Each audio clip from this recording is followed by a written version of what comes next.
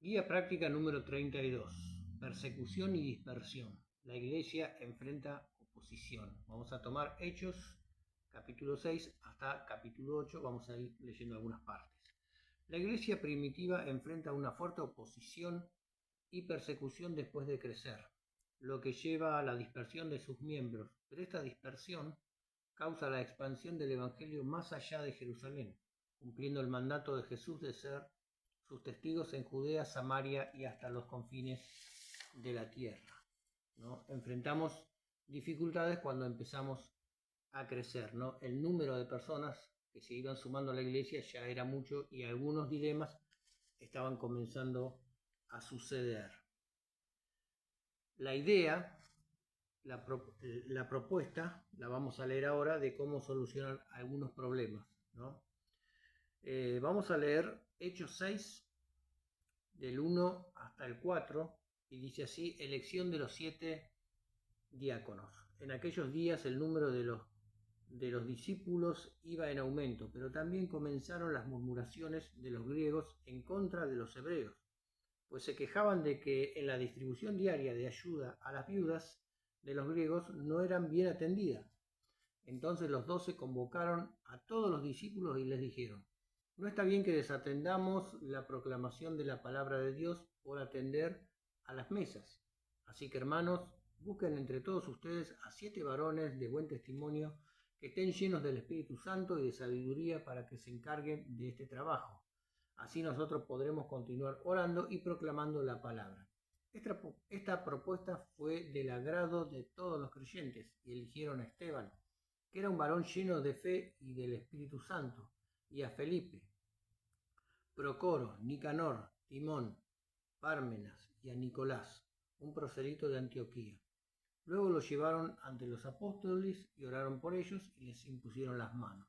Conforme crecía el conocimiento de la palabra del Señor, se multiplicaba también el número de los discípulos en Jerusalén, y aún muchos de los sacerdotes llegaron a crecer. Entonces tenemos una especie de disputa entre los griegos y los hebreos, ¿no? Los judíos, ¿no? En esta iglesia era una iglesia que había gente de todos lados, más que nada en judíos y griegos, y siempre hubo una cierta enemistad entre ellos, ¿no?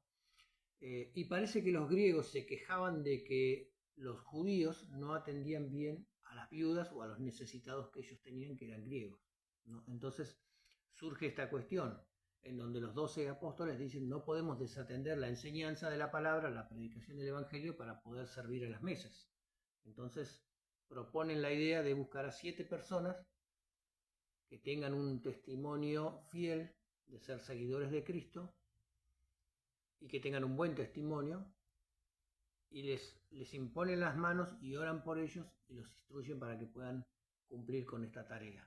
Después de estos 7 ayudantes, podríamos decir, salen Felipe y algunos más a predicar también, ¿no? Después ya son ellos los que van predicando y seguramente se van agregando otros diáconos, otros ayudantes para poder...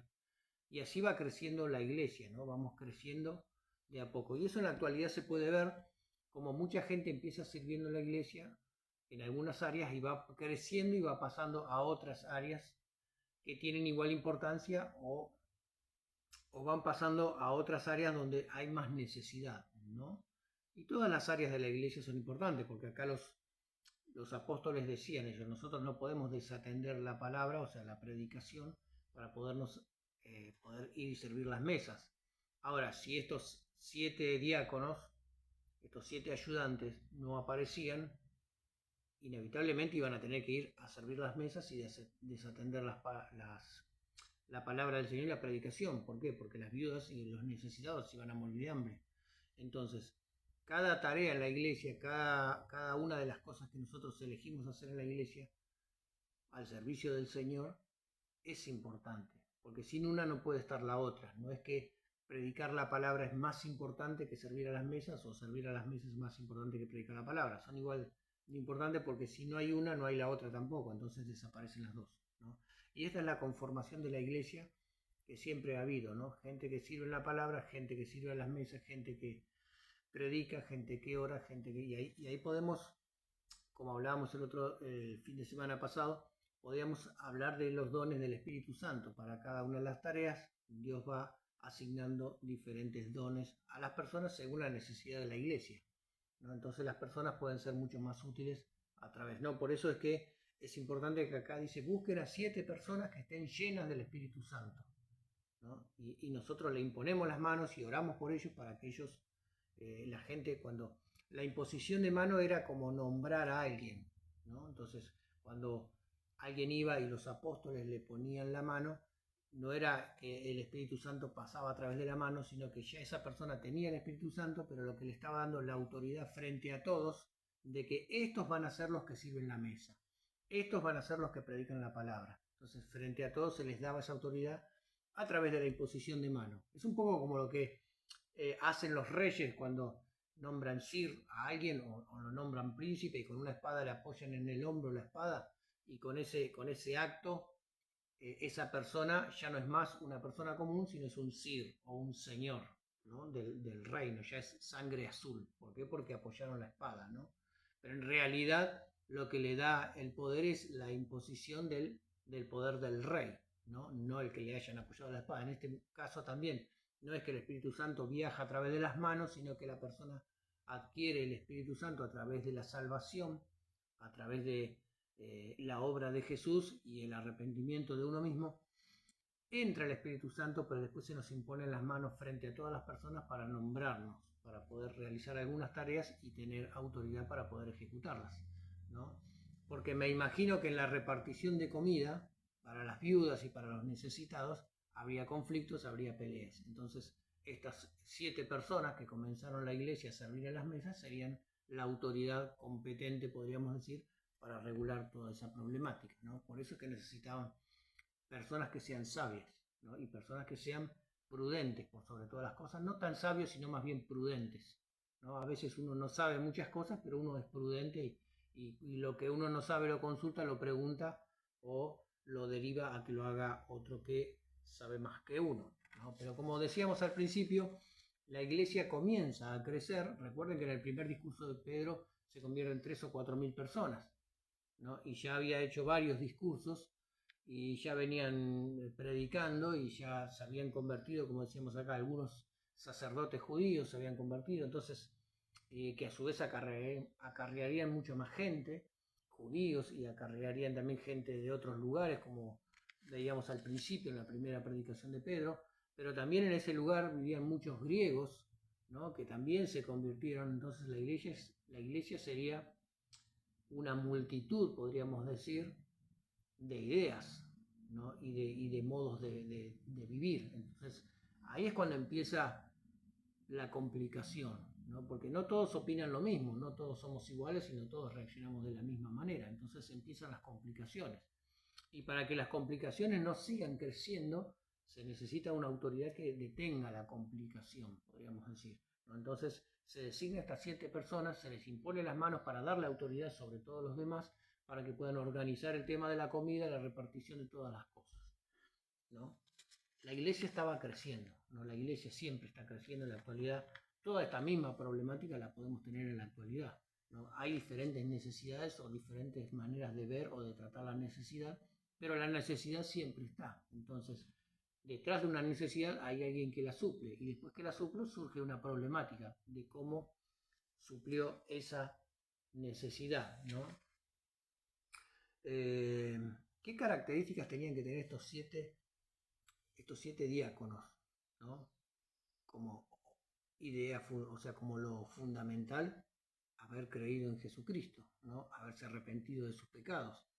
Entonces, esa es una característica fundamental para ser parte de la iglesia. Entonces, la primera característica que uno tiene que tener para servir en la iglesia del Señor es ser parte de la iglesia, ¿no? Estar enfocado en la visión del Señor.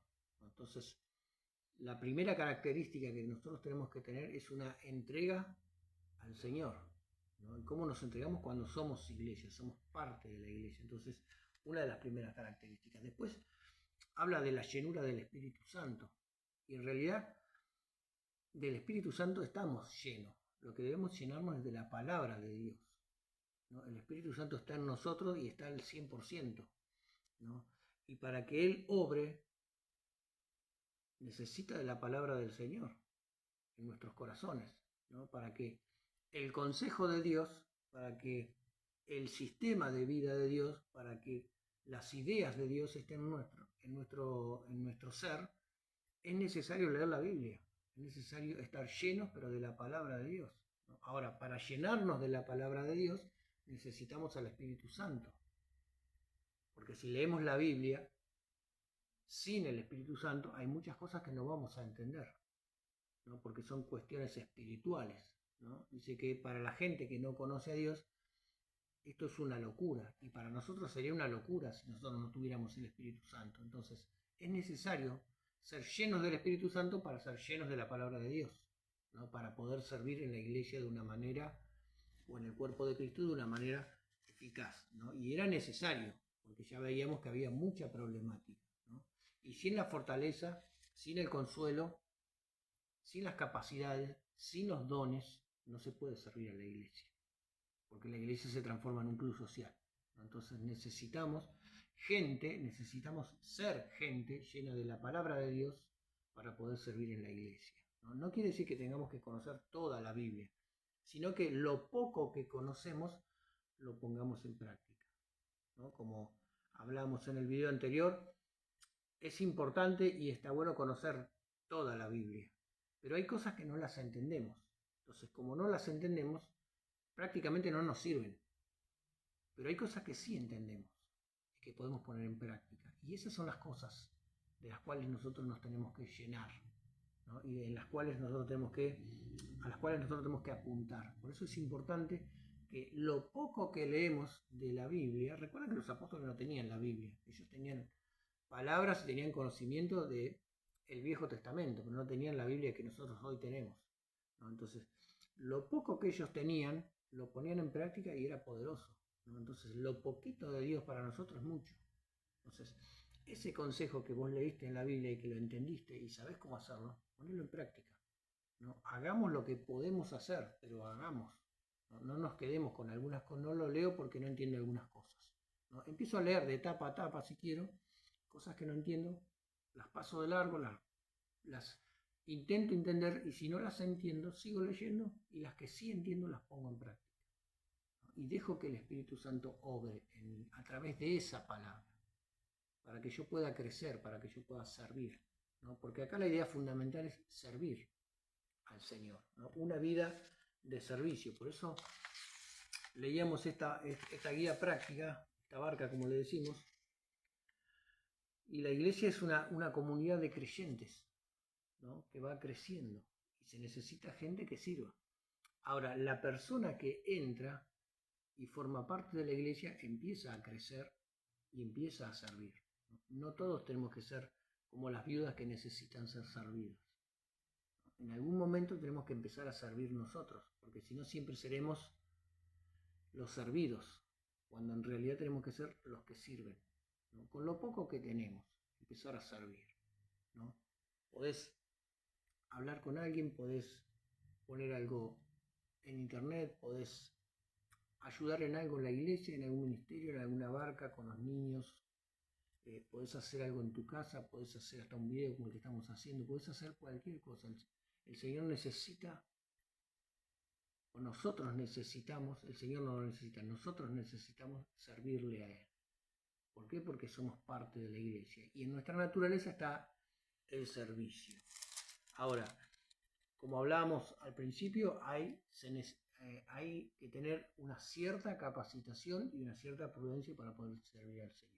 Y esa prudencia y esa capacitación se encuentra solamente en la Biblia. Entonces, leemos y aprendemos, como aprendimos de esto, por ejemplo, de estas 7 personas que tenían que estar llenos del Espíritu Santo, que tenían que ser varones prudentes, ¿no? Entonces, yo tomo eso, leo la palabra, intento servir, intento ser útil en mis lugares, intento mantener un testimonio fiel al Señor, intento tener un buen testimonio hacia las personas que no conocen a Cristo, para que cuando yo hable sea creíble, ¿no? Para que la persona pueda ver que yo realmente soy distinto, ¿no? Y no soy distinto porque tengo más capacidad, sino porque el Señor hizo algo diferente en mí.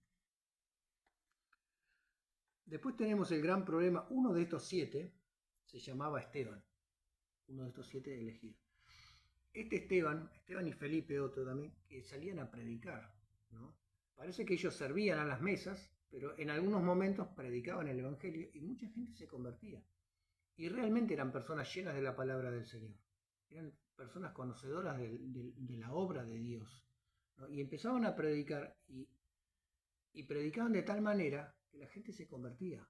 Pero había algunos que no se convertían, sino que les daba bronca, porque no podían refutar nada de lo que ellos decían, y no les quedaba otra que creer. Y como no querían creer, se enojaban. Entonces condenan a este Esteban por la predicación que él hace. Pero como no pueden encontrar defecto, podríamos decir, en su predicación, buscan testigos falsos que hablen mal de él para poder condenarlo, ¿no?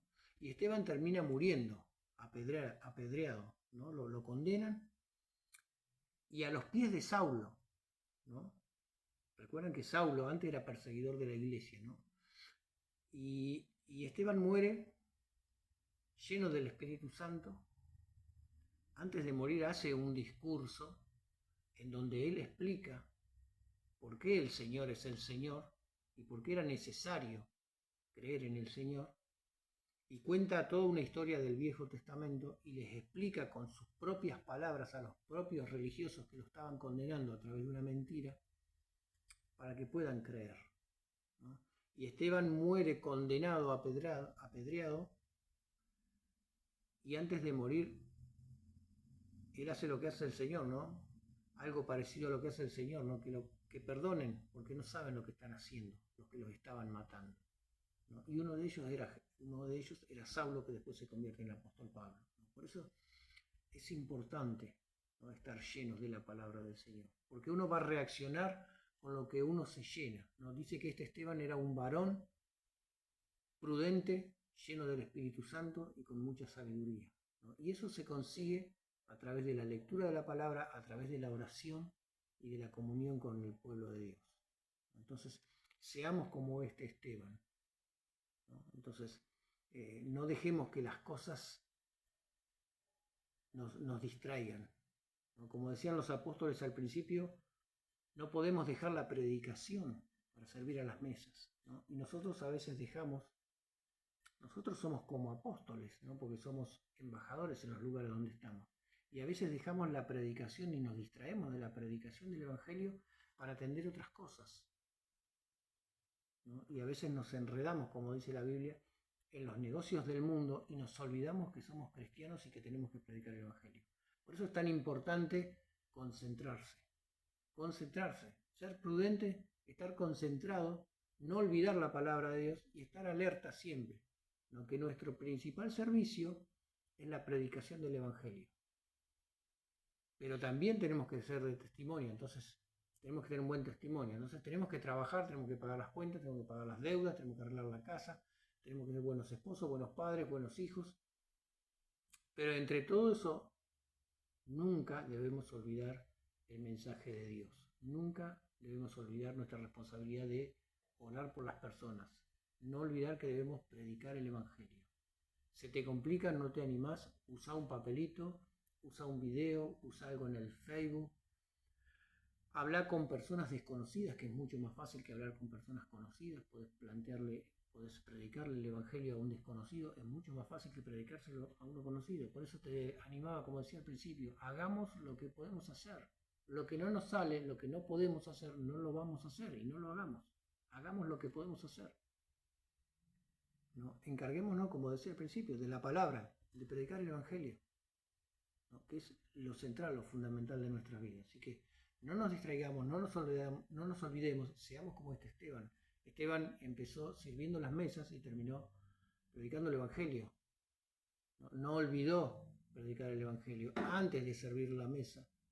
Ya era un cristiano prudente y lleno de la palabra de Dios. Seamos como Esteban, ¿no? Y ustedes fíjense que seguramente, Saulo, que después se convierte en Pablo, se acordaría de Esteban, ¿no? Y una gran parte de su conversión seguramente fue por esto, ¿no? Por algo lo ponen ahí, por algo la Biblia lo trae a Saulo a esto, ¿no? A esta historia lo pone ahí a Saulo como protagonista, ¿no? A los pies de Saulo muere este Esteban, ¿no? Así que te animo a que puedas salir adelante y no olvides nunca predicar el Evangelio, porque para eso estamos acá. Busca la forma de hacerlo, concéntrate y no te pierdas en los negocios de este mundo. Seguí adelante. Nos vemos en el próximo video.